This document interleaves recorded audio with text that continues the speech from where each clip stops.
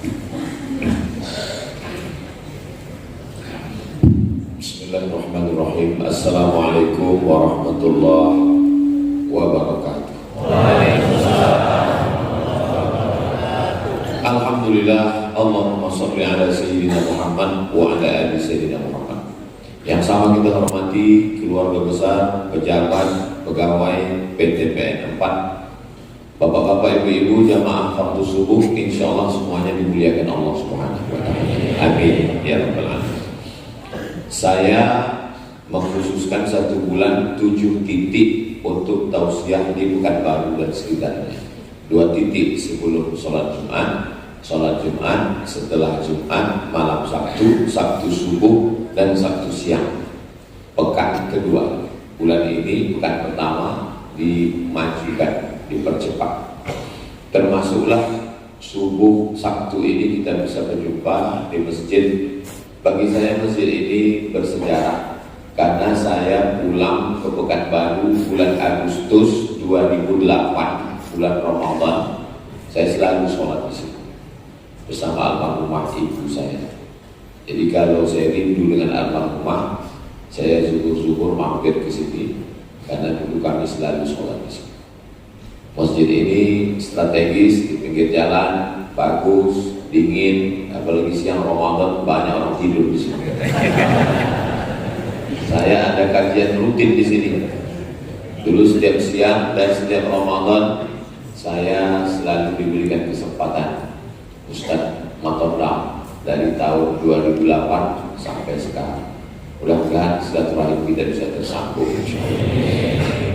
Tahun 2009 saya diminta oleh Ustadz Dr. Johar Arifin untuk mengisi pengajian di Masjid Islamic Center Bangkinang Selasa subuh. Waktu itu Ketua MUI Kapar Ustadz Dr. Mawardi Muhammad Saleh. Pesan beliau, Ustadz Somad bacakan kitab At-Tarhib wa Tarhib karya Imam Al-Munziri. Isinya hadis-hadis tarhib motivasi beramal, tarhib ancaman.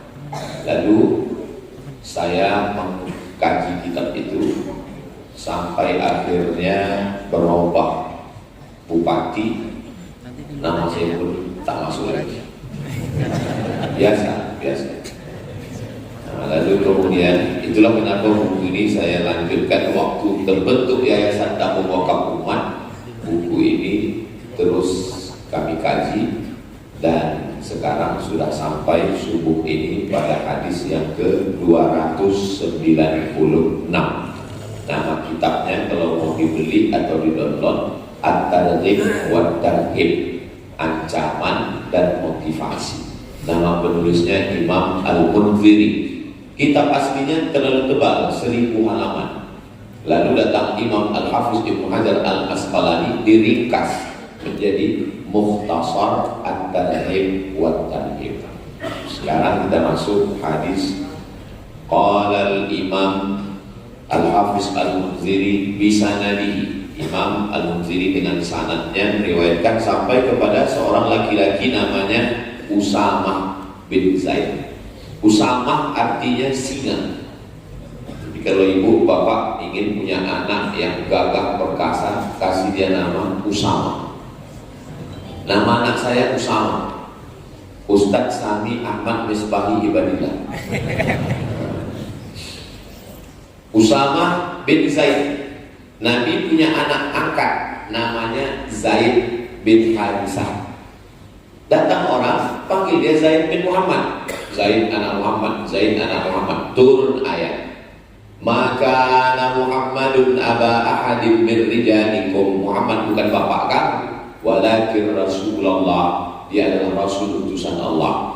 Ud'uhum li abaihim, panggillah anak angkat itu kepada ayah kandungnya.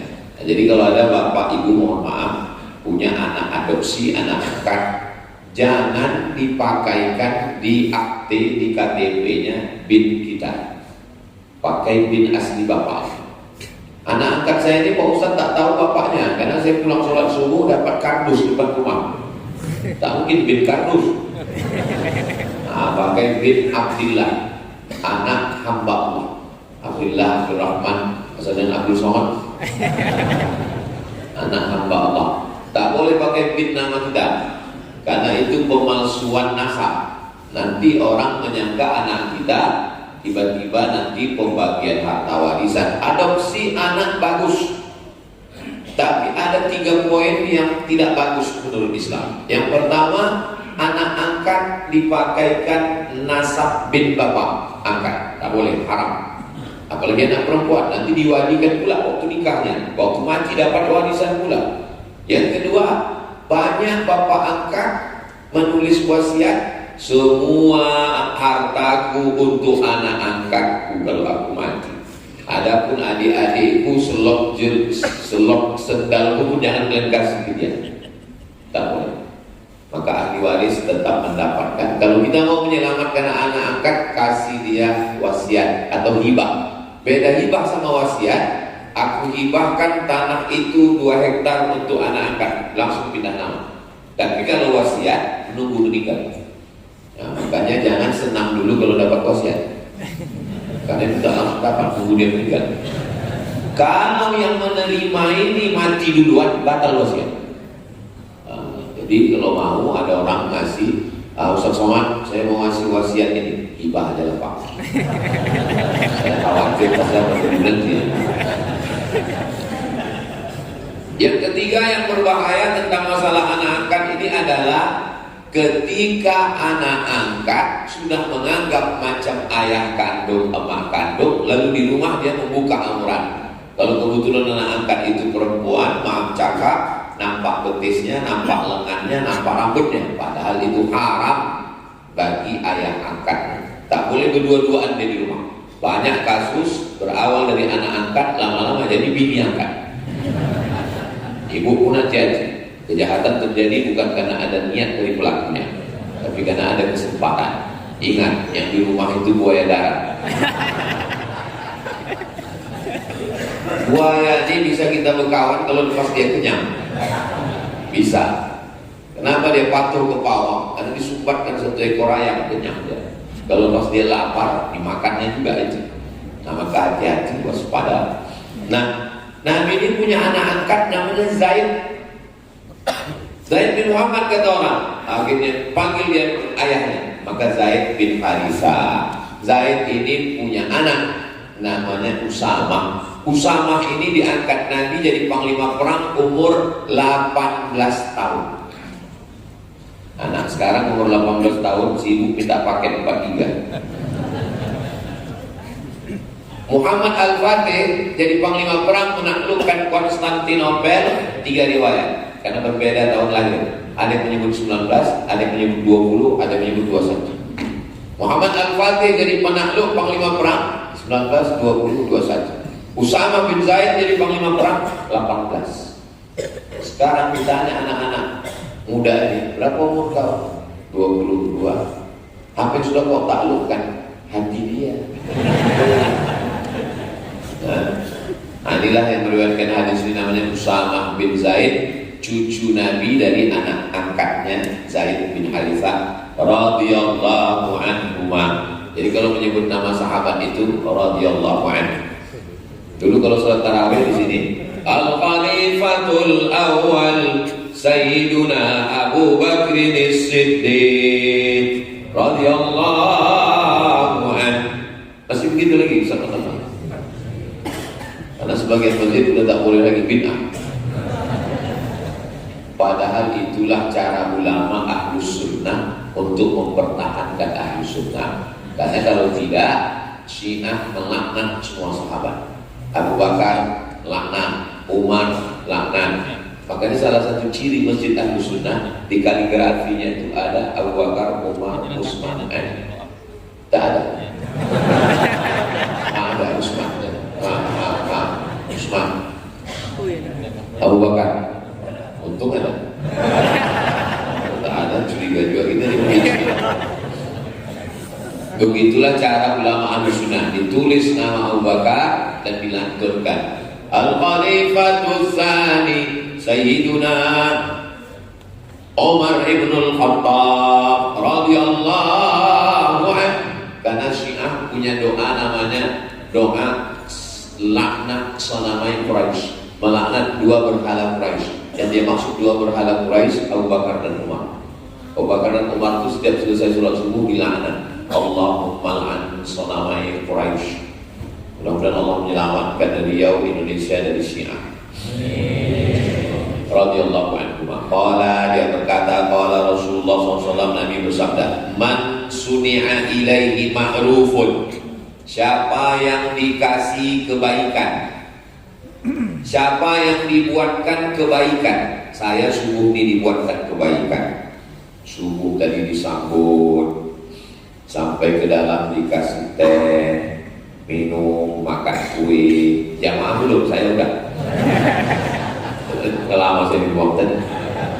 Siapa yang dibuatkan kebaikan, maka gimana cara membalasnya? Faqala li fa'ilihi, maka ucapkanlah pada orang yang berbuat baik kepada kita itu ucapannya jazakallahu khairan.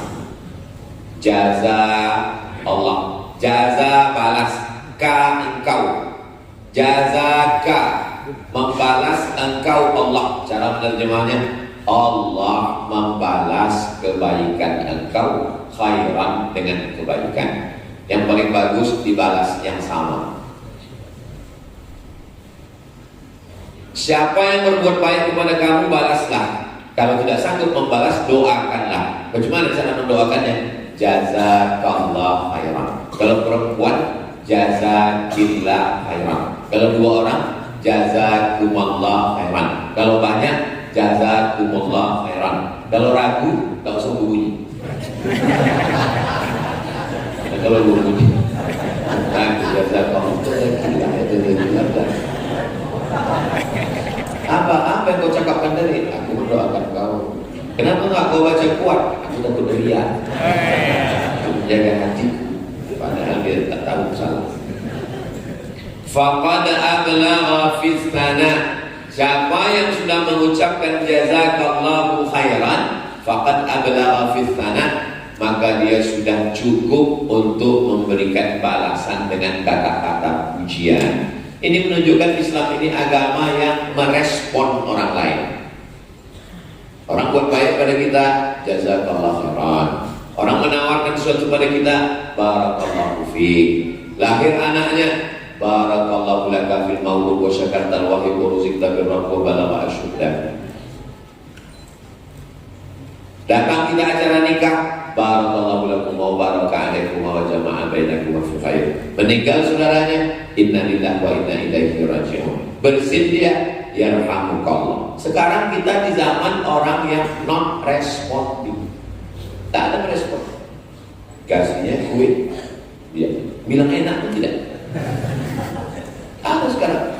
Komunikasi orang sekarang sudah miskin respon. Duduk di kursi yang sama, di airport yang sama, menunggu pesawat yang sama, nasibnya sama karena sama-sama dili. La salam walakan. Duduk dan situ. Pingsan yang satu ini bukan ditolong, dipotong. Ada orang pingsan, di komen sama yang lain, kesian. Mau dibawa kemana hubungan kita? Makanya Islam ini mengajarkan kita komunikasi yang baik. Kalau jumpa sama orang sama yang paling mulia.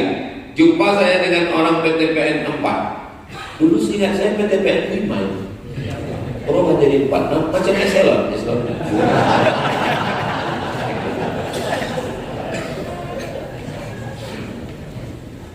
Jumpa yang paling mulia kalau berdua jumpa, man awwalu man yabda'u bisalam. Yang pertama kali mengucapkan salam, itulah orang paling mulia. Jadi kalau saya jumpa sama jamaah itu duluan mengucapkan salam. Ini lebih mulia di pandangan Allah. Assalamualaikum Ustaz. Makanya kalau saya jumpa sebelum dia salam, saya dulu Assalamualaikum. Waalaikumsalam. Kenapa? Karena banyak orang menganggap aku kan bos, aku kan pejabat, aku kan orang kaya. Ngapain duluan mengucapkan salam? Enak aja. Kalian yang mengucapkan salam ke saya. Dalam Islam, siapa yang merespon duluan? Macam mana waktu ketemu wajah cerah? La tahqiranna minal ma'rufi syai'an. Jangan sepelekan perbuatan baik.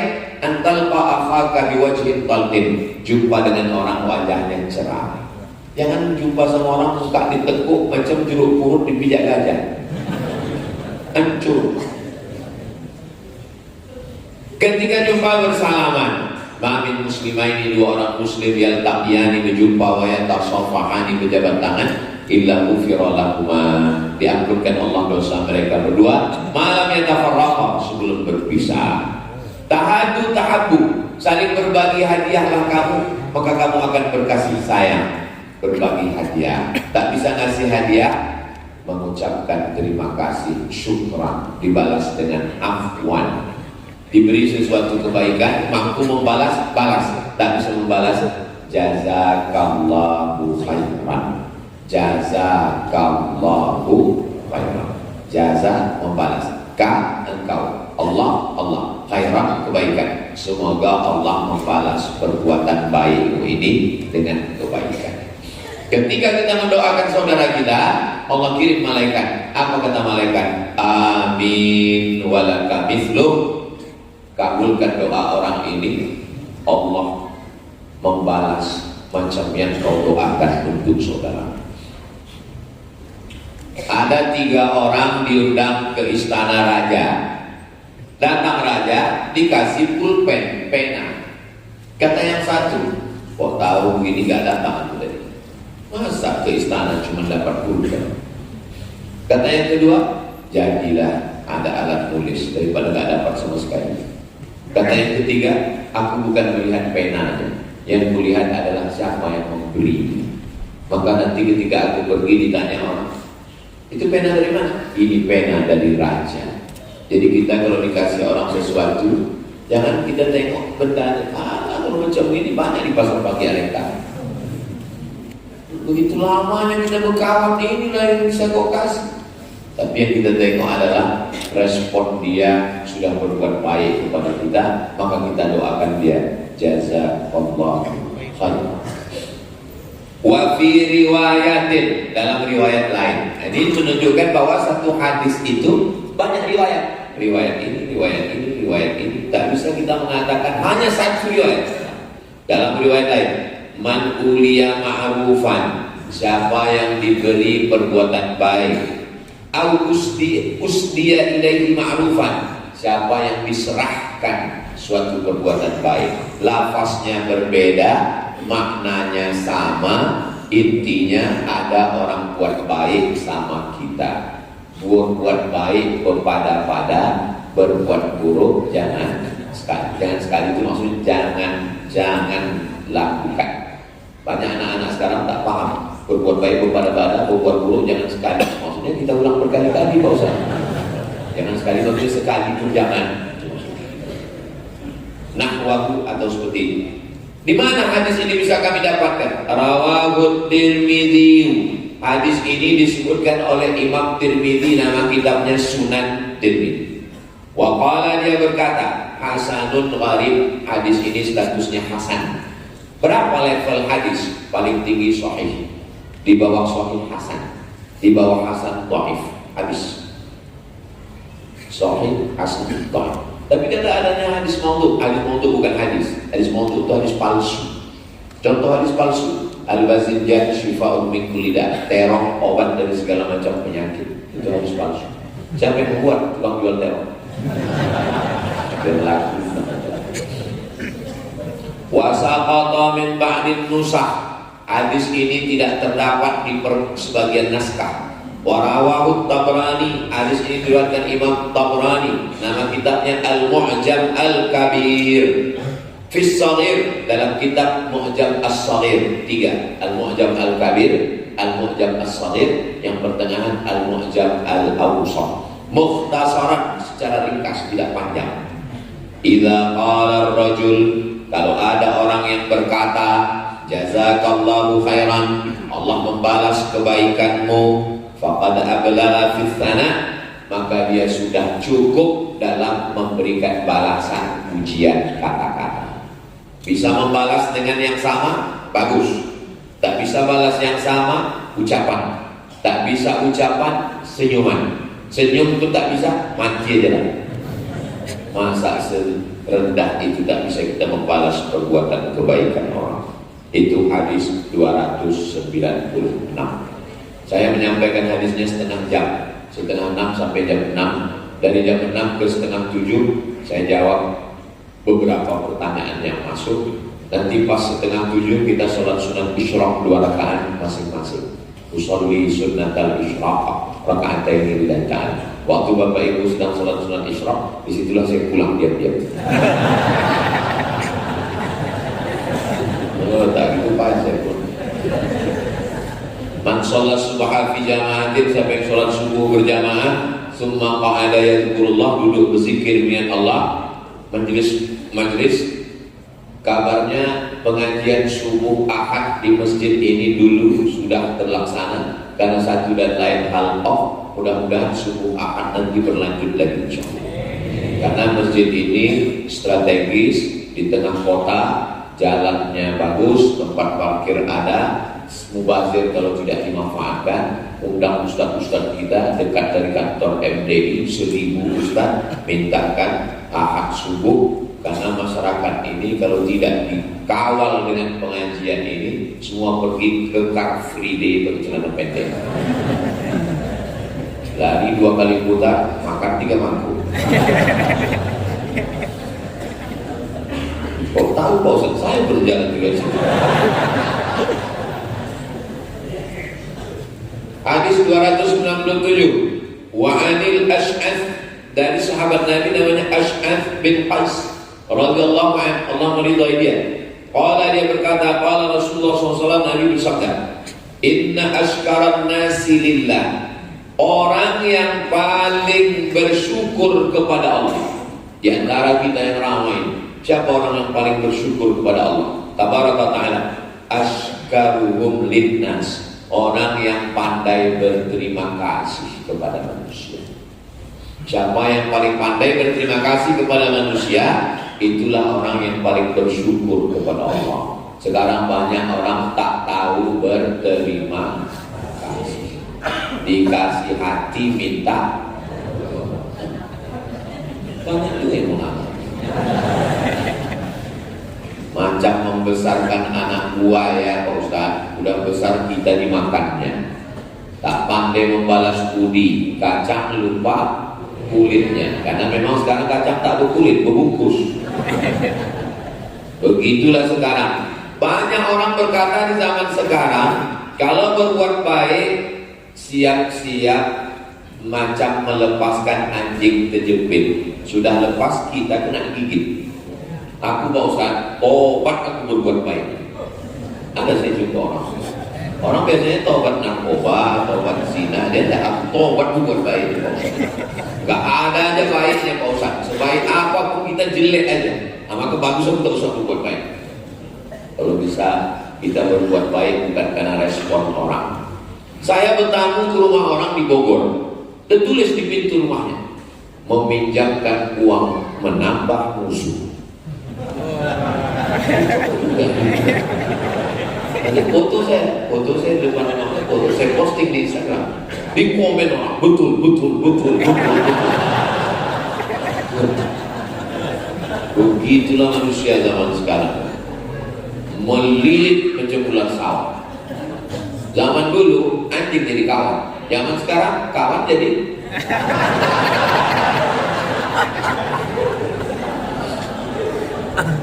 siapa orang yang paling bersyukur kepada Allah? Bukan orang yang mengatakan alhamdulillah, alhamdulillah, alhamdulillah, alhamdulillah.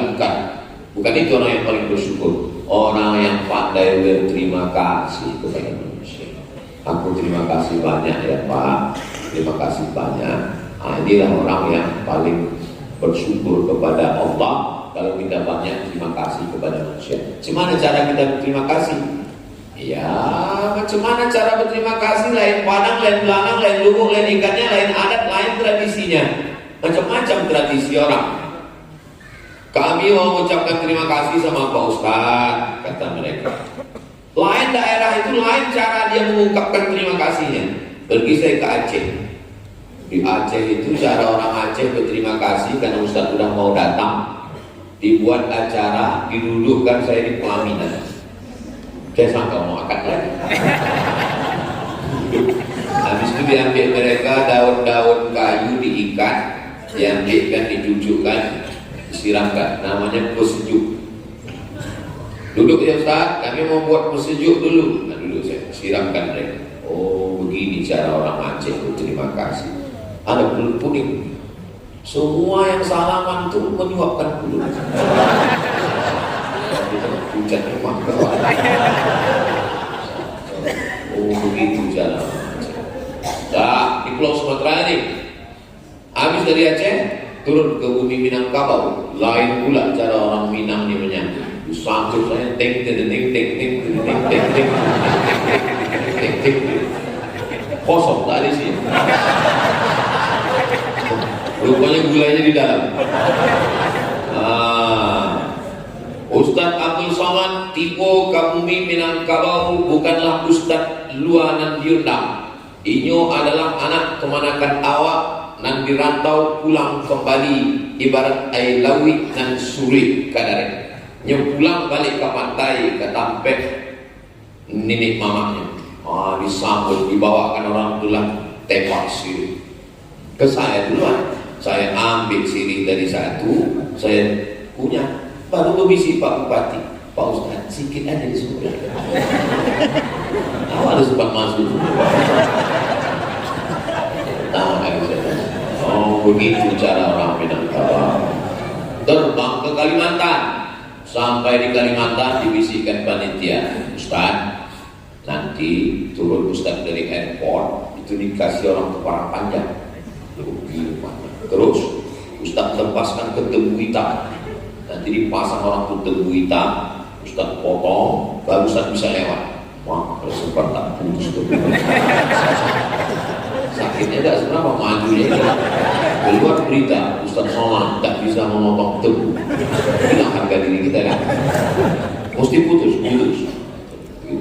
Tebas Ustaz, oh putus, oh begitu cara. Terbang ke Papua sampai di Sorong, sampai di Papua lain pula cara saudara kita di Papua itu membalas.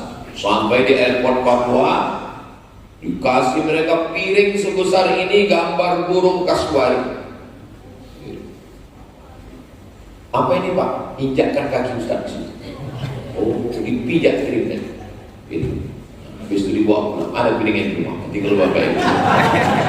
Ada saya sanggup. Dipasangkan topi burung kepala di atas kepala. Begitulah cara suku di Indonesia ini unik. Bahasanya beda, cara berterima kasihnya beda. Luar biasa. Nah, jadi kekayaan dan kita bersatu dalam bineka tunggal ika. Jadi bagaimana cara berterima kasih, bersyukur, itu lain daerah lain. Kalau di tempat kita orang pulang haji, orang rumah baru, orang mau nikah, ada namanya tepung tawar, bilang lembaga adat Melayu. Itu juga sebagai ungkapan cara berterima kasih kepada keluarga, kepada saudara. Intinya, substansinya adalah menyambung tadi silaturahmi. Hadis yang terakhir, wa fi riwayatin, dalam riwayat, la yashkurullah, orang tidak dianggap bersyukur kepada Allah, man la yashkurun nas, kalau dia tidak berterima kasih kepada manusia. Kalau ada nampak ada orang sholat tahajudnya rajin, zikirnya banyak, atam Quran, tapi tak pandai berterima kasih kepada manusia, dia tidak dianggap bersyukur, berterima kasih kepada Allah. Maka kita ini, kalau ada orang pisang emas bawa berlayar masak sebiji dalam peti, hutang emas dapat dibayar, hutang budi di bawah, hutang budi di bawah mati. Ingat-ingat budi baik orang sama kita. Supaya apa? Supaya kita tidak dianggap sebagai orang yang kufur, ingkar kepada Allah SWT. Hadis ini rawahu Ahmad, diriwayatkan oleh Imam Ahmad. Kalau disebut dalam hadis Ahmad, itu maksudnya Imam Ahmad bin Hanbal, imam yang keempat. Pertama Hanafi, kedua Maliki, tiga Syafi'i, empat Hanbali. Namanya Ahmad. Jangan nanti ditanya orang Ahmad mana? Pak Ahmad Rohul bukan? Ingat kan ada Bang Ustadz Azhar.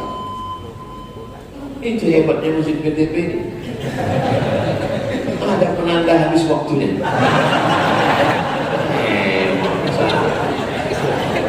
Kadang jamaah ini risau, kapan lah Ustaz ini selesai? Nah, tapi kok di sini asal berbunyi selesai. Mohon maaf Ustaz. Ada masjid di Harapan Raya, belok kiri. Itu dipasang orang tuh lampu 3, hijau, kuning, merah. Saya sangka meja ini bekas Dewan Hakim MTQ. Jadi saya tanya pengurus, Pak, ini meja Dewan Hakim, bukan Pak Ustaz. Karena beberapa Ustaz ini tak tahu dia berhenti ceramah. Asal lewat sedikit hidup kuning, asal udah habis waktu hidup merah. Pas saya di situ tak hidup. Bertanya, kenapa gak pernah hidup kan? Segar dan sama Ustaz. Juga segar.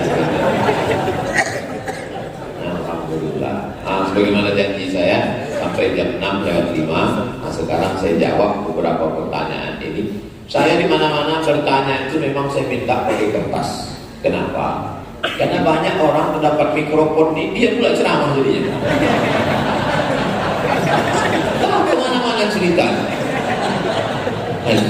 Yang kedua, kalau dapat saya pertanyaan begini, pas nampak saya yang agak-agak sulit, saya lewatkan. Jadi tak nampak bodoh saya. Tips juga itu. Makanya banyak orang, Ustaz Somad itu hebat kali gitu. Setiap pertanyaan itu dia tak tahu yang tak bisa saya lewatkan.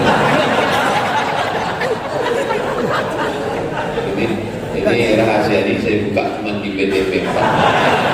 Tempat lain mana saya buka kan kelemahan saya. Nah, sekarang kita jawab pertanyaan-pertanyaan.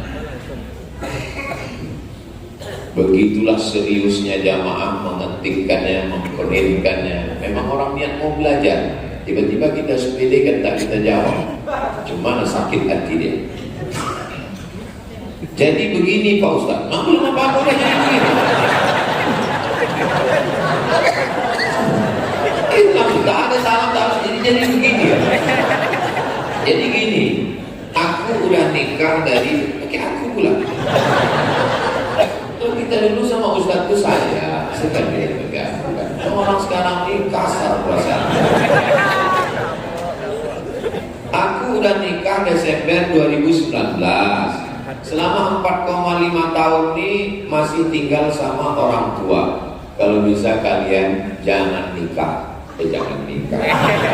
Jangan tinggal sama orang tua dan mertua. Habis nikah itu carilah rumah-rumah kontrak. Ustaz ngomong aja enak aja gitu, mentang Ustaz kan nggak pernah kontrak. Saya kontrak dulu di sini. Itu ada rumah petak. Saya pulang Agustus, September, Oktober rumah saya belum siap di Sukakarya, ada 3 rumah petak. Saya bawa keponakan saya, istri saya lewat sini. Di sinilah ngontrak sama almarhumah emak. Jadi ngontrak itu tidak dihina. Jadi nikah jangan, karena kalau di rumah nanti kalian akan didikte, tak tahan, macam Tom and Jerry dia.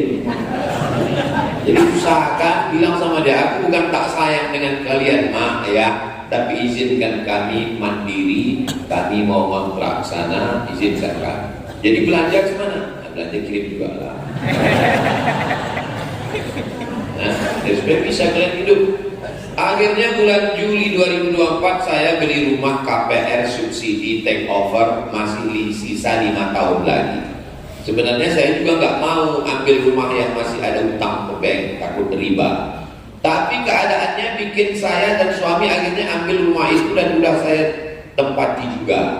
Saya juga berniat buat nabung dan cepat-cepat lunasi utang di banknya. Terus masalahnya sekarang saya kadang overthinking.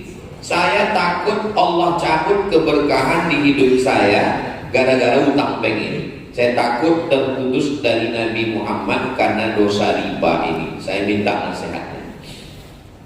Akad jual belinya sah, bukan batal, bukan fasid. Lalu bagaimana solusinya? Kalau ada aset yang bisa dijual untuk menutupi utang ini, tanya ke bank. Ini kan 5 tahun lagi, ya bisa tak kubuk ini? Kata dia bisa, tutup kan bisa. Ada yang bisa dijual, entah petak tanah, entah apa, tutupkan ini bisa. Tak bisa Pak Ustaz. Kalau saya tutupkan sana meledak terus gimana kan? Menutup satu ini menutup semua. Cicil aja sampai lunas. Cicil sampai lunas akan jual belinya sah. Bagi yang belum, jangan transaksi riba. Bagi yang sudah cicil sampai lunas, kok ada yang bisa dibuat semakin cepat lebih baik. Macam mana ini kalau aku buat 2 tahun aja? Bisa, tapi tingkatkan bayarannya. Aku buat 2 tahun. Macam mana sekali? Bisa, tutup sekian juta, tutup. Tak bisa, tetap ikuti sampai lunas, selesai. Jangan buka lagi riba. Beralih ke bank syariah, BRK Syariah, Bank Riau Kepri Syariah. Kita orang Riau, tinggal di Riau, pakailah, hidupkanlah bank syariah. Kita BRK perjuangan orang Riau sudah 100% syariah. 3 bank di Indonesia ini BPD-nya yang syariah. Yang pertama Bank NTB, yang kedua Bank Aceh, yang ketiga Bank Riau Kepri. Bangga tidak bangga jadi orang Riau? Beralihlah ke Bank Riau Kepri. Jangan lagi pakai bank konvensional. Ustaz Somad itu ngomong-ngomong, kami tengok videonya banyak juga dia ceramah di bank konvensional. Saya kalau diundang di bank konvensional saya datang, saya ceramah. Tapi yang saya ceramahkan situ, bekerja di sini duitnya haram, makan haram semua. Makanya saya kalau diundang ke bank konvensional itu wal awal wal akhir. Itu yang pertama dan terakhir. Habis itu tak ada diundang. Sekarang ini sudah tak ada lagi diundang. Dikasih orang tuh minum, tak saya minum. Kenapa? Duit bank konvensional haram. Dikasih orang tuh kue, tak saya makan. Dikasih orang tuh nasi, makan dulu Pak Ustaz. Enggak, saya haram makan di bank konvensional. Dikasih orang tuh duit, saya ambil.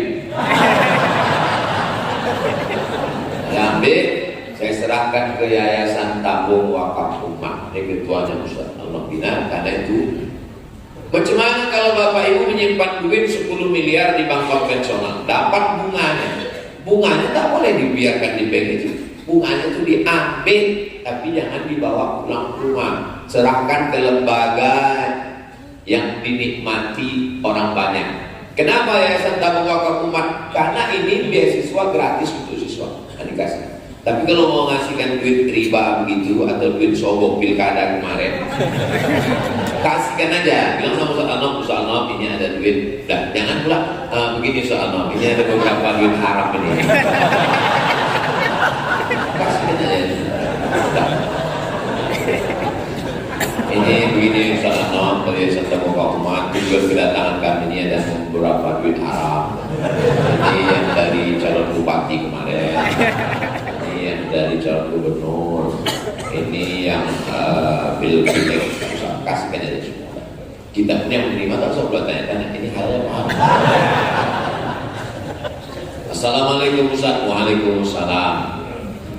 Barangkali admin tahu atau tolong tanyakan ke Ustaz Abdul Somad di mana tempat hijrah beliau di akhir zaman sebelum terjadinya dufan. Tidak ada ditanya orang.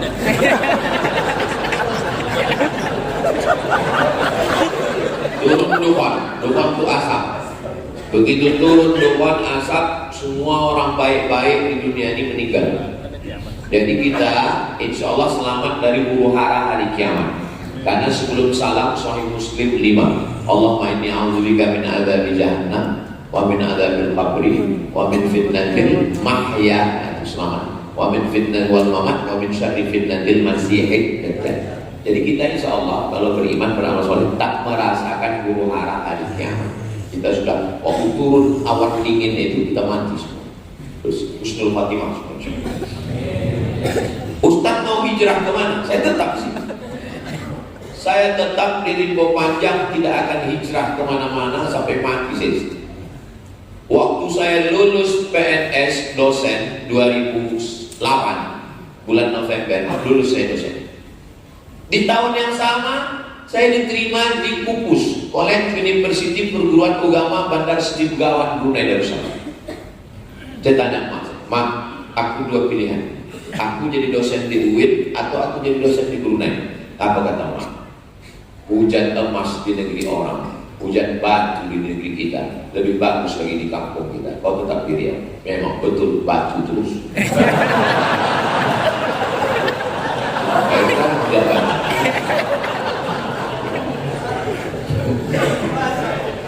Baru saya paham logika mak saya berpikir. Kalau aku pilih dulu yang Brunei, jadi dosen saya di Brunei, siapa yang masuk ke dalam mama? Siapa yang masuk ke bagian benir? Siapa yang tablik akbar? Logika orang tua itu memang kadang mereka dapat firasat. Ittaqu firasatal mu'min, takutlah kamu firasat orang beriman, fa innahu yanzuru bi nurillah. Kalau untuk diri saya sendiri lepas. Kalau saya jadi dosen di Brunei Darussalam, dapat rumah dinas, mobil dinas, bini dinas. Selesai. Kerja saya rumah kampus, rumah kampus, rumah kampus. Tapi mati. Tapi ketika saya di sini, saya merasakan kepuasan batin. Setahun kami 3 kali keluar. Ke Bagan Benio bisa kami bangun pondok, sudah siap. Ke suku Talang Mama, ke suku Akit Pedalaman. Sekarang Ustaz Anok buka 1 tahun laki-laki 25 orang gratis. 25, 150. Tempat saya perempuan 25. Duitnya dari mana Pak Ustaz? Channel Ustaz Abdul Somad Official YouTube itu 1 bulan duitnya berkisar antara 100 sampai 120, kadang 150. Itu semuanya habis untuk beli beras, minyak, gaji guru, bayar listrik habis. Makanya sakit hati kali kalau dituduh orang, itu Somad tuh beli mobil baru ke YouTube itu. Dari mana kau tahu? Dengar bunyi knalpotnya tuk tuk tuk. Usulkan aja munculnya begini.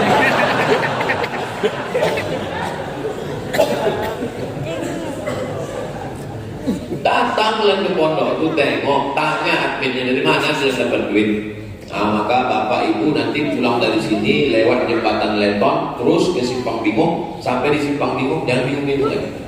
Belok langsung ke kiri sebelum TPU Kopit, sebelum makam Ustadz dan Zulkarnain, ada sebelah kanan pesantren Nurul Azhar. Semua tamu-tamu yang kami bawa ke situ, baru lewat gerbangnya nengok tembok dindingnya, baru nengok gedungnya dari jauh, udah macam menengok kucing Angora. Ada satu bapak orang kaya belum masuk ke dalam, baru nengok pagarnya, apa kata dia? Aku senang kali nengok pondok ini, ambil tanah saya 2 hektar di sana, dapat lagi. Itulah kampus 2 yang sedang dibangun. Pulang dari sini kamu buat video endorsement. Ada juga jamaah di Kandaruri, begitu nengok kata dia, wakafkan tanah siapa Pak? Enggak tahu. Bangkitkan semangat kita. Macam-macam orang di Kandaruri. Saya tetap di sini, tidak hijrah ke Makkah, tidak hijrah ke Madinah, tetap kita jaga. Insya Allah Allah menyelamatkan kita dari dajjal, dari kafir musyrik. Allahumma ansurna 'alal qaumil kafirin. Ada link ceramah UAS, batasan umur anak laki-laki bisa jadi mahram safar bagi ibunya atau anak laki-laki umur 11,5 tahun. Anak laki-laki umur 11 tahun sudah akil balik.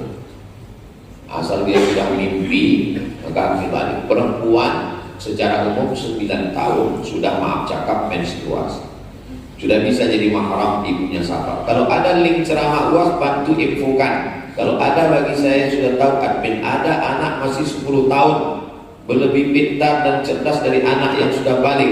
Gimana itu? Coba cari infokan linknya, kajian UAS admin, kajian mahram di YouTube. Perempuan musafir untuk haji tanpa mahram, tak ikut suaminya, tak ada ayahnya, tak ada atunya, tak ada abangnya, kata Imam Nawawi boleh. Syarat pertama, perjalanannya aman. Yang kedua, ada perempuan-perempuan yang amanah di situ. Itu maka ibu kalau pergi umrah tak ada mahram tetap boleh. Kenapa? Perjalanannya aman. Beda zaman dulu naik onta dari Makkah ke Madinah, takut perampok di tengah jalan. Mesti ada suami, mesti ada abang, adik, ayah, pakcik, atuk. Kalau tak ada, siapa yang menolong dia? Dia mau pergi ke toilet ke balik-balik bukit, siapa yang menemani? Zaman sekarang ada security, ada polisi, aman, tidak ada fitnah. Tapi perempuan-perempuan yang bekerja di kantor, jaga kehormatan suami. Ustadz Somad, istri saya ini dilarikan kepala dinas.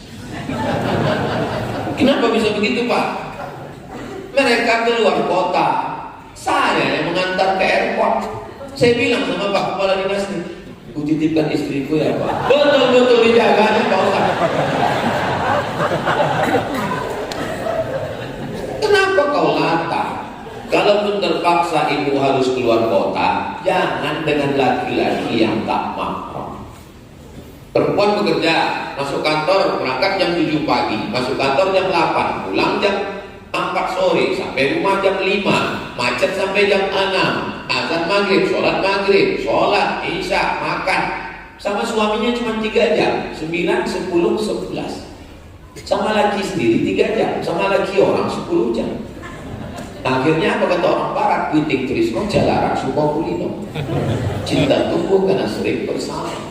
Berawal dari tukaran nomor, merasa nyaman, akhirnya terjadilah apa yang terjadi. Tapi kalau ditegur Ustaz, kenapa kau berdua-duaan makan siang di jalan? Udah macam abang saya, udah macam pakcik saya, udah macam, berawal dari macam, berakhir dengan macam-macam. Waspada. Saya seorang wanita pekerja, umur saya 40 tahun. Dulu pernah terpikir untuk menikah sambil kerja. Karena saya lebih mendulukan karir, maka saya undurkan tidak menikah. Karir dulu baru menikah. Sampai keluarga banyak yang membuli saya. Namun sampai sekarang kecil rasanya hati untuk menikah. Pertanyaan saya, apa saya berdosa atau apa solusinya? Nikah ini tak usah panjang-panjang pikir. Mau dia mau, kita jadi lagi. Jangan sampai cinta kelapa. Kita cinta orang tak apa-apa. Dari mana datangnya cinta? Dari Facebook turun ke WA. Dari mana datangnya kecewa? Waktu jumpa mukanya beda.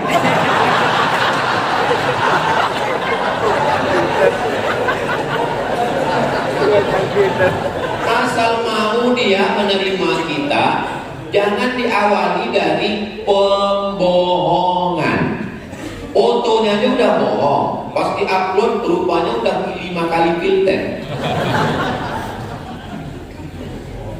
Setelah berjumpa perempuan inilah masalahnya perempuan. Udah diciptakan Allah bagus, alis ini melengkung, diluruskan. Tuhan aja dia nggak percaya, apalagi kamu. Tidak, ibu-ibu di sini baik semua. Mendengar ceramah Ustaz Somad itu kuncinya satu, jangan tersinggung. Ada beberapa jemaah tersinggung, pulang meninggal. Nah, jadi jangan kalian tunda-tunda. Perempuan ini begitu. Dia masuk kantor jam 8, ya kan? Nunggu busway di jalan. Keluar dia dari rumah jam 7.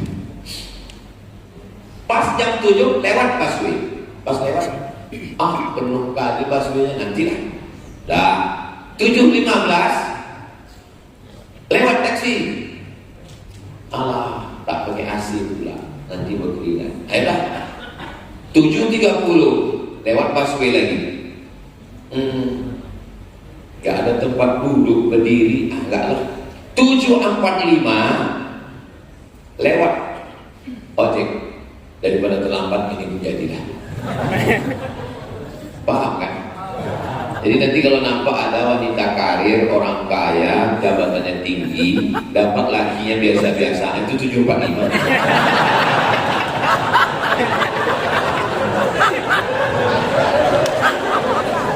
Jangan banyak pilih tubuh dan pilih bokol. Terlambat ketawa ini. Ini kan ada video lagi. Jadi perempuan, kalian macam bunga. Jangan sakit hati adik-adik. Perempuan ini macam bunga. Bunga ini tabiatnya macam mana? Kuntum, mekar, kembang, harum, layu. Perempuan puncak cantiknya 25, habis itu dia layu. Beda sama laki-laki. Kami ini puncak kuntumnya itu 40. Saya ini senang puncak-puncaknya.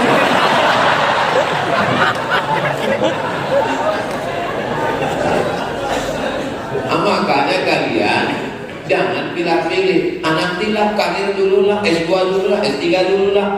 Pala selesai ditengok muka. Tuh. Akhirnya kemana? Akhirnya pergi ke klinik kecantikan. Suntik ini naik, suntik ini naik, suntik ini naik, suntik ini naik. 2 bulan turun. Asal mau dia nikah, udah. Apa lagi yang mau dicari hidup ini? Sesudah nikah, mau dia menerima kita apa adanya, susah senang bersama. Bang, aku cuma minta kau mendampingi aku sampai kematian tiba. Setelah itu kita berjumpa di surga Jannatul Firdaus. So sweet adiknya. Aku nih bang S2, S3, anak orang kaya, duitku banyak. Jangankan gajiku, nyawa aku kasihkan kau, ambil. Tapi kalau kau macam-macam, satu kesalahanku dalam hidup ini bang, apa dia? Mencintai.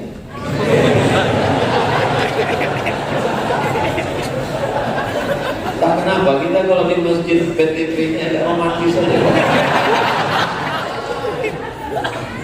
Saya ada niat poligami.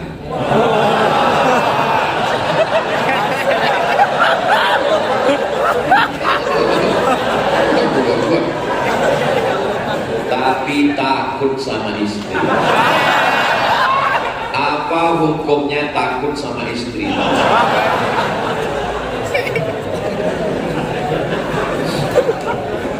Orang yang takut sama istri sampai bercakap pun tak berani. Jadi kawan saya bertamulah ke rumah.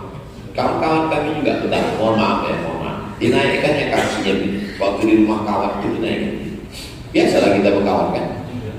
Yang main foto ya. Dan langsung datang kawannya bilang,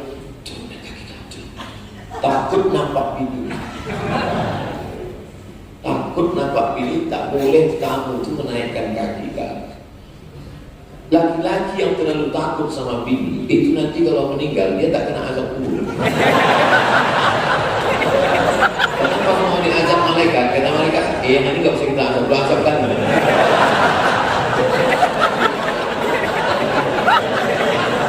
Lu tengok lepas kan kita. Cuma ada sesuatu yang kita lepas. Ibu jangan khawatir suami ibu nikah lagi. Tidak akan. Kenapa? Karena di Indonesia ada hukum laki-laki tidak bisa menikah sebelum ada surat yang ditandatangani materai 6.000 yang sekarang sudah naik jadi materai 10.000. Makanya ibu sebelum tidur itu pastikan di dekat tempat tidur kita ada materai. Karena banyak orang saya tengok beberapa perempuan pas foto dibuatnya materai di sini. Bahaya itu. Materai sama pulpen sama kertas jangan sampai ada. Takutnya tanda tanganinya. Kemudian surat yang sudah ditandatangani itu dibawa ke pengadilan agama. Hakim bertanya, benarkah ini surat pernyataan ibu siap suami menikah lagi?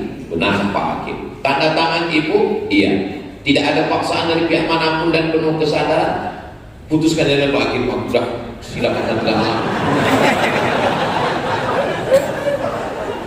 Jadi ibu jangan takut, bapak tidak akan sudah terkunci ya, oleh hukum namanya kompilasi hukum Islam Indonesia.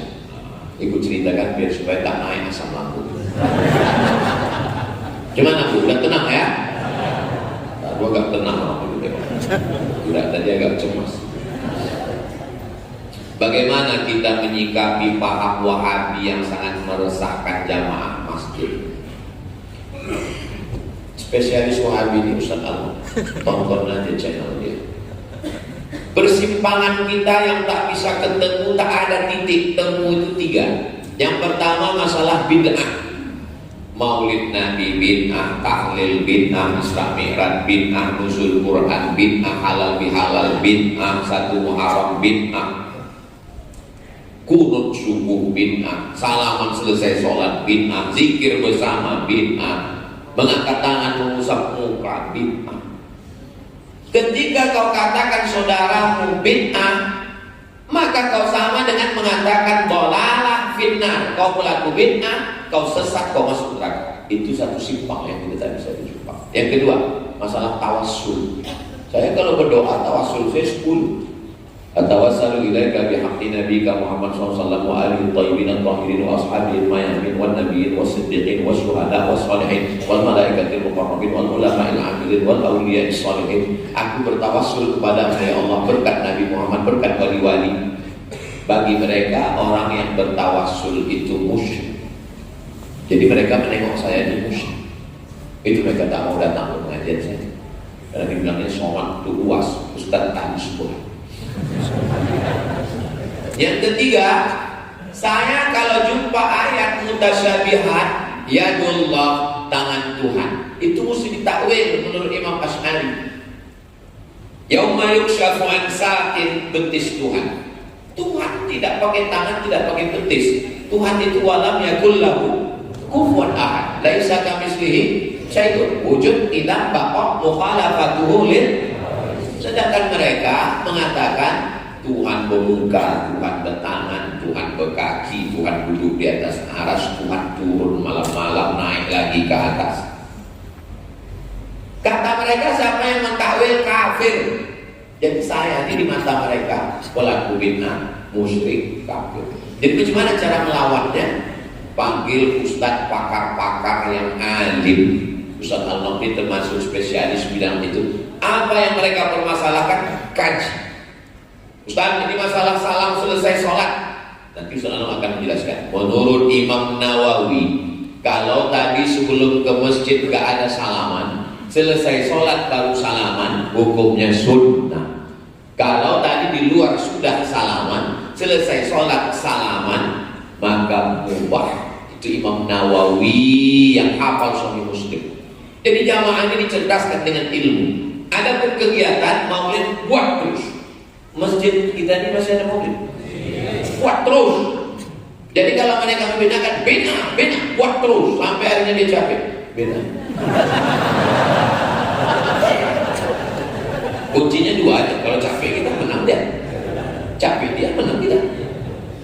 Makanya kami sama Ustaz Anwar kami buat sama Habib maulid arba'in 40 malam maulid kami gas. Bina katanya Maulaya salli wa sallim. Ada capek kan bisa. Tapi capekan aja 40 hari maulid. Ada yang lebih hebat lagi maulid Aceh. Saya tanya berapa hari kalian maulid di sini? 9 hari, 90 hari mau sama. Ya Aceh maulid 3 bulan. Satu hari itu 3 kali, pagi sekali, siang sekali, malam sekali. Oh, itulah orang Aceh. Mana mempan wahabi di Aceh? Capek ya. Bin tak sampai ya? Bin tak sampai dulu. Semua yang terjadi di dunia ini karena kehendak Allah. Iya tak? Ada rupanya yang terjadi di dunia ini di luar dari kehendak Allah. Wala tataharraku dzarratu illa biiznillah. Sebiji sawi pun tak bergerak kalau tidak atas izin Allah. Saya menggerakkan tangan saya mendekatkan gelas ke dekat karena puasa. Gara-gara inilah nanti orang banyak sesat. Pulang mahasiswa dari Pekanbaru ke rumah, hamil gara-gara pacaran. Pas ditanya, kenapa kau penting? Ini kehendak. Pulang anak semester 14 tak lulus. Berapa IP kau? 2,5. Kok lama kali kuliah? Ini kehendak Allah. Semua terjadi kehendak Allah. Semua terjadi atas izin Allah. Tapi ada yang Allah ridho dan ada yang Allah jelas. Ini kalau tak masak tauhidnya begini bisa syirik. Kalau kau katakan itu perbuatan engkau, lalu apa makna la haula wala quwata illa billah? Tapi ada Allah ridho, ada Allah mungkar. Ini air Zam-Zam, ini khamar. Allah kasih mata, tengok baik-baik. Ini ini khamar, ini Zam-Zam. Dengar baik-baik. Apa kata Ustaz? Innamal khamru khamar wal maisir judi wal ansab nyembelih binatang tubrala wal azlam mengundi nasib rijsun najis min amal syaitan perbuatan syaitan kan itu jauh. Tengok baik, dengar baik, pikir baik, jauh. Dengan penuh kesadaran minum khamar. Ditanya, kenapa kau minum khamar? Tak bergerak botol kalau tidak atas izin Allah. Apa cocoknya? Pukul kan botol ke depan. Terus ditanya, kenapa kau pukul aku? Ini pun atas izin Allah.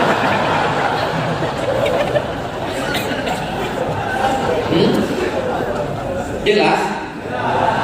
Ada yang Allah ridha, ada yang Allah murka.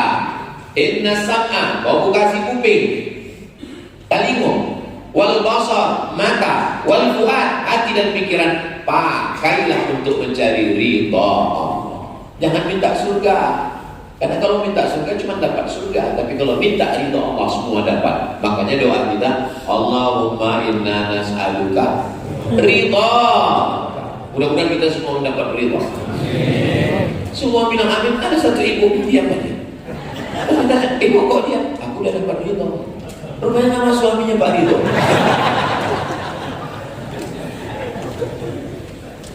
Apakah perbuatan dosa juga adalah takdir kehendak Allah?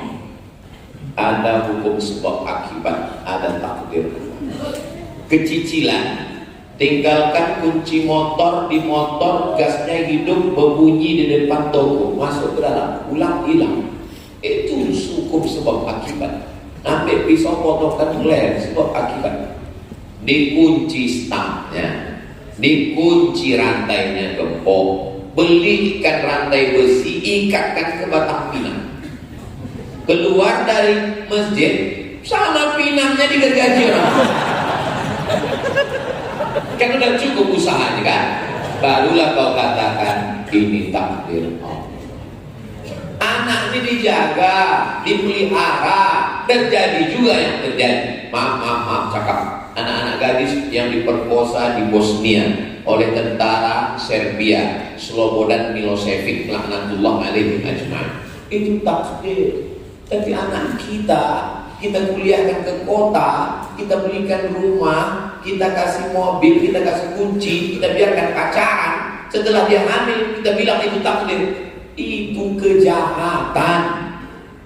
Maka tinggalkan di situ orang yang mengawal. Kalau takut khawatir, tak usah jauh-jauh sampai ke Jakarta, ke Bandung, cukup di Pekanbaru biar bisa ditengok pakcik, nenek, mama, datuk semuanya. Kenapa? Karena ada usaha dan dia.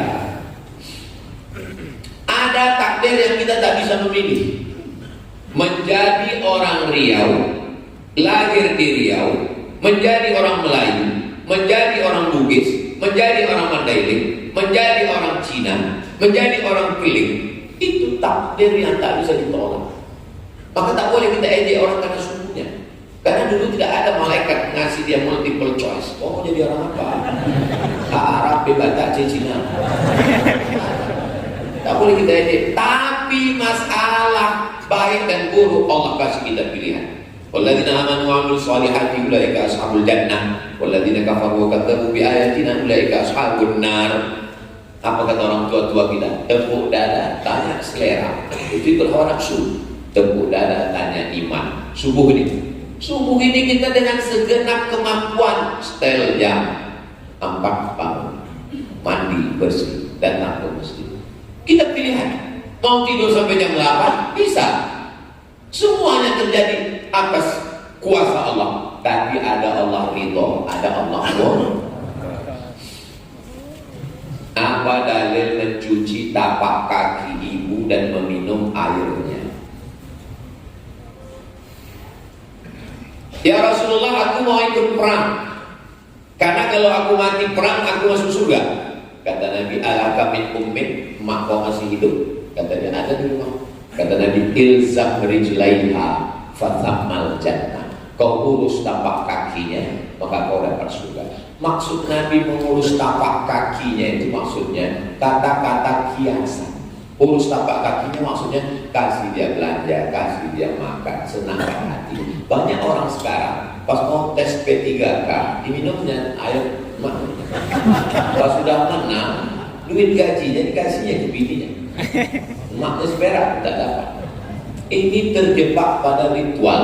Maksud kau urus tapak kakinya, kau muliakan dia, kau menangkan hatinya. Adapun meminum air tapak kaki, saya tak pernah minum air tapak kaki maksud. Tapi saya senangkan hatinya.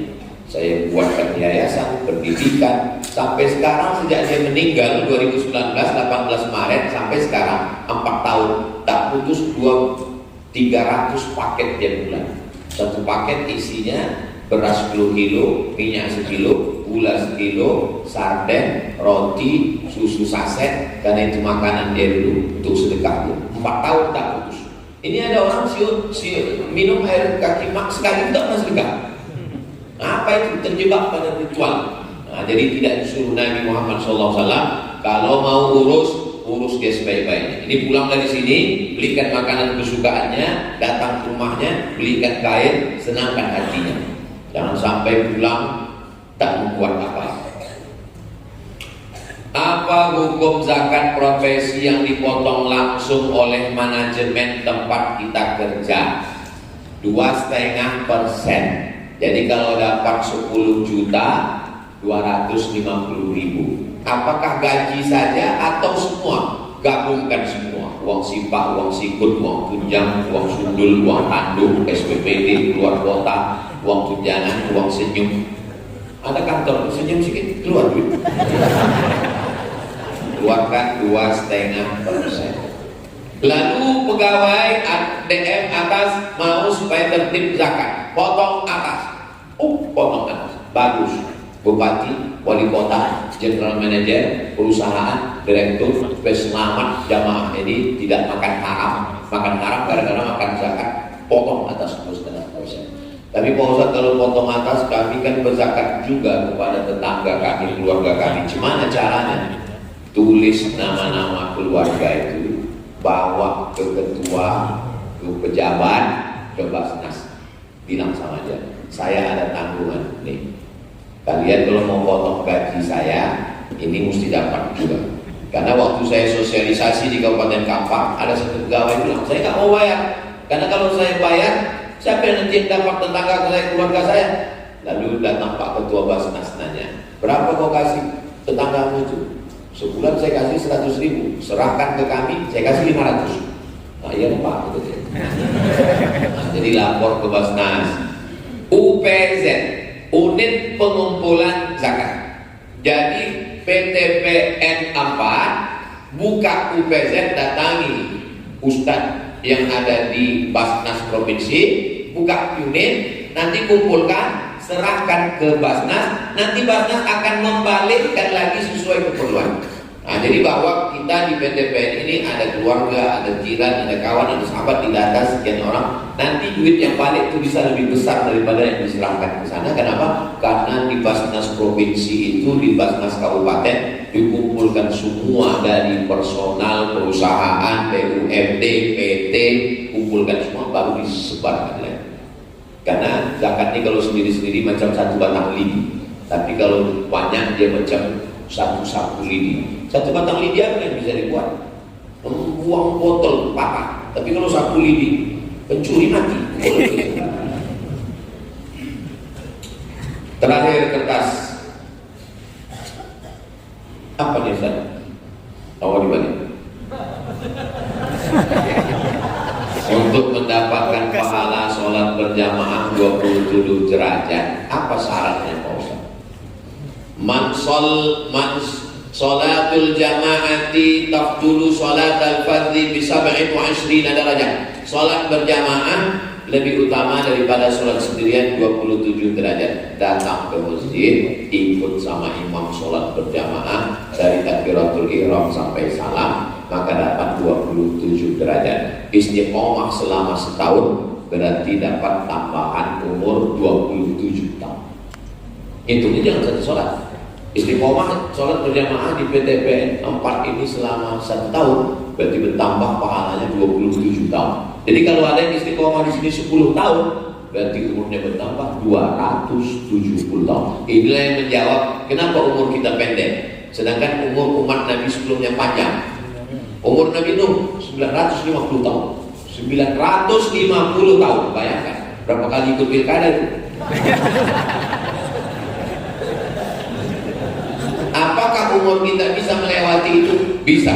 Dengan cara apa? Kelipatan amal. Nah, itu makanya kalau mau istiqomah, apa bisa orang istiqomah sholat berjamaah 10 tahun? Saya pergi ke Palembang, meresmikan masjid, datang Habib Mahdi Ustaz Somad, tengok itu ya, itu bapak itu tak tinggal sholat berjamaah 40 tahun, 270 kalah ke umat Nabi.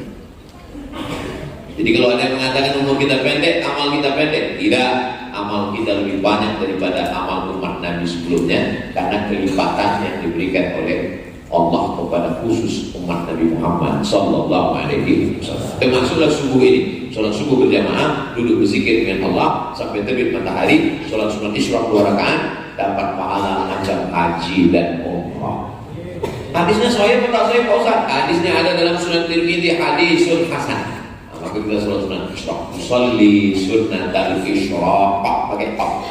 Kalau pakai kaf isyraq syirik, nauzubillah. Usolli sunat al-isyraq raka'ataini lillah ta'ala. Ayatnya Pak Ustaz? Ya, ayat yang lama itu juga lah, Allah apa lagi? Macam hafal Quran aja macam-macam. Bisa waktu tak bisa kulhu habis itu Quran falak. Saya Pak Ustaz kulhu itu cuma bisa kulhu pertama, kulhu juga kedua. Boleh baca ayat itu sunnah. Habis itu berdoa kepada Allah, minta rezeki, minta keluarga sakinah, minta saya nih Pak Ustaz, tolong doakan Pak Ustaz. Mau minta apa? Saya belum punya anak Pak Ustaz. Umur berapa? Udah 40 tahun. Kenapa belum punya anak? Belum berbini. Berbini dulu. Al-hadhihi niyah, untuk niat yang baik-baik ini semuanya Al-Fatihah. A'udzubillahi minasyaitonir rajim. Bismillahirrahmanirrahim. Alhamdulillahirabbil alamin. Ar-Rahmanir Rahim, Maliki Yaumiddin, Iyyaka na'budu wa iyyaka nasta'in, ihdinas siratal mustaqim, siratal ladzina an'amta 'alaihim ghairil maghdubi 'alaihim waladdallin. Amin. Allahumma shalli 'ala sayyidina Muhammad wa 'ala ali sayyidina Muhammad. Assalamu alayka ya Rasulullah, la tad'a lana dhanban illa ghafartah. Pulang kami dari majelis ilmu ini dalam keadaan bersih dari dosa-dosa. Wala dainan illa qadaitah, tolong kami lepas dari hutang piutang riba. Wala maridan illa syafaitah, ada di antara kami yang sakit, angkat penyakitnya, sehatkan ya Allah. Wala mayyitan illa rahimtah, yang sudah meninggal dunia lapangkan kuburnya. Wala aibat illa satartah, segala aib cacat kami tutupilah ya Allah. Wala musafiran illa wasaltah, yang musafir sampaikan ke tujuan dengan selamat. Wala mumtahinan illa najahtah, yang ujian luluskan dengan nilai terbaik. Wala hajatan min hawaiji dunia, wala azibat illa zawajatah, yang belum menikah jumpakan dengan jodoh yang baik-baik. Wala raghiban illa ajabtah, yang belum ada anak keturunan berikan keturunan yang soleh dan solihah, hafal Quran, mujahid fisabilillah. Wala hajatan min hawaiji dunia wal akhirati la tarida wala nafiha shalah, segala hajat dunia hajat akhirat baik bagi kami dan engkau ridha, maka tunaikanlah ya Allah. Rabbana fir lana dzunubana wa liwalidayna warhamhuma kama rabbayana shaghira. Allahumma dafa'na al-ghala wal waba wal fahsya wal riba wal zina. Selamatkan kami, keluarga kami, diri kami, negeri kami dari malapetaka, bencana, riba, LGBT, perbuatan zina, perbuatan keji dan munkar. Waqti bisalihati amalana, tutup umur kami dengan husnul khatimah. Wajma'na ma'al habibil Mustafa fi jannatikal ula, sebagaimana kau kumpulkan kami subuh ini, kumpulkan kami nanti di surga Jannatul Firdaus. Rabbana atina fid dunya hasanah wa fil akhirati hasanah wa qina adzabannar. Wa sallallahu ala sayyidina Muhammad wa ala alihi wasallam. Walhamdulillahi rabbil alamin. Taqabbalallahu minkum minna minkum taqabbal ya karim. Banyak kata-kata saya menyinggung perasaan tak berkenan di hati Bapak Ibu, saya mohon maaf. Saya tutup dengan pantun penutup, menangkap puyuh di Bukit Selasih. Thank you dan terima kasih. Assalamualaikum warahmatullahi wabarakatuh.